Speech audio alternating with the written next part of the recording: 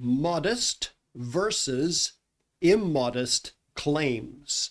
Modest versus immodest claims. Hello everyone, I'm back. We want to talk today about, in this playlist, about the importance of making modest claims. If you've just happened across this video, then the introductory video is linked below. You'll know why I'm making this particular range of videos, okay? They're in response to a cosmology series by Pastor Dave Curtis. And all the details are in the intro video. Now, we need to learn to make modest claims, because if we don't make modest claims, we can end up poisoning the well.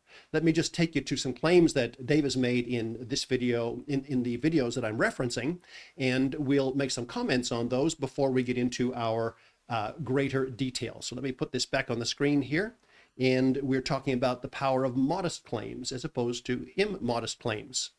And we have this one where he says that night, that's what God says. What does science tell us? Well, does cosmology tell us the moon doesn't give light? This is YouTube doing this. The moon doesn't give light. It's a reflector.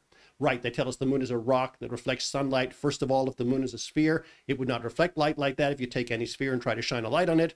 Doesn't do that, okay. The moon's a light, and here's something interesting, a test you can do just to kind of blow your mind. Go out at night when the moon's out, take one of those temperature gauges and shoot the moonlight and say, okay, this degrees, and say, okay, it's this degrees, then shoot the shade. The shade will be warmer than the moonlight because the moonlight is cold.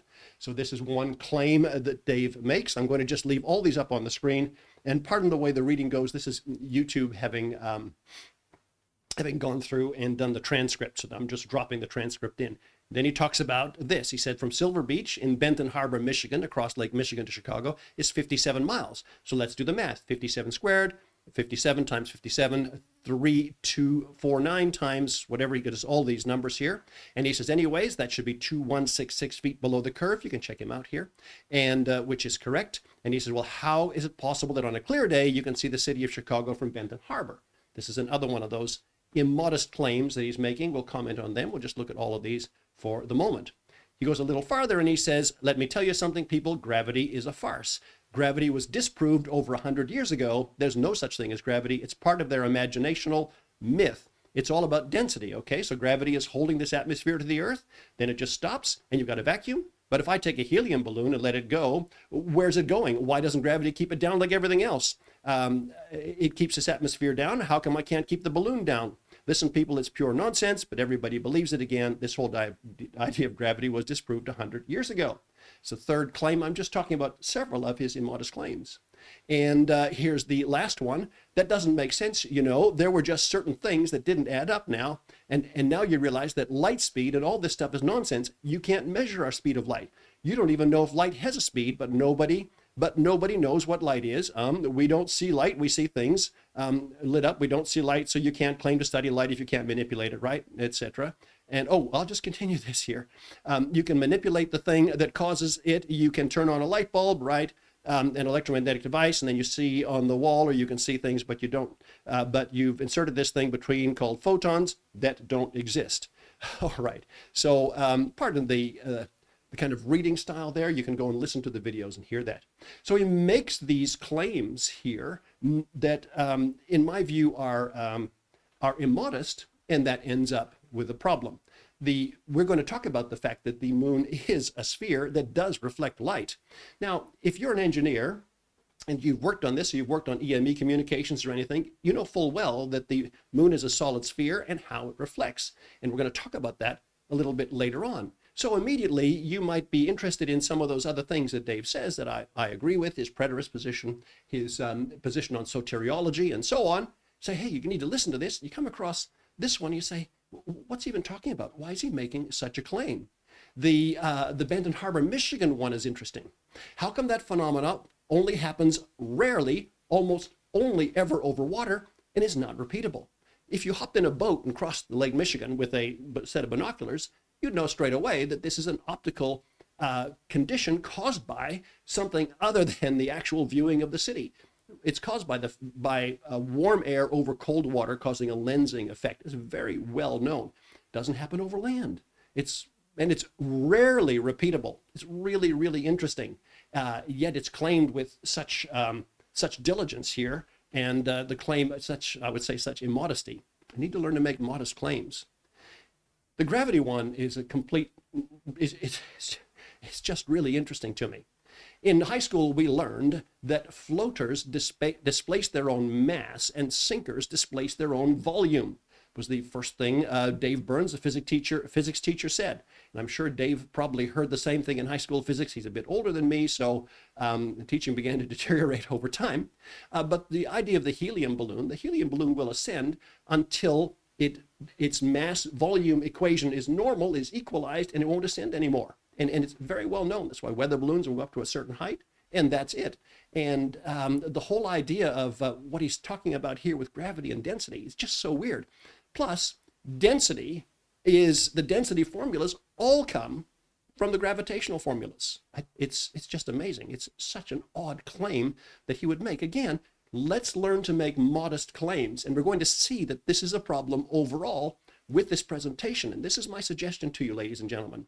Make your claims modest. You could say, I have a problem with gravity. I'm not sure it does. I don't understand the formulas, which is Dave's problem. It doesn't understand the formulas, I'm pretty sure. How come those gravity formulas work every time?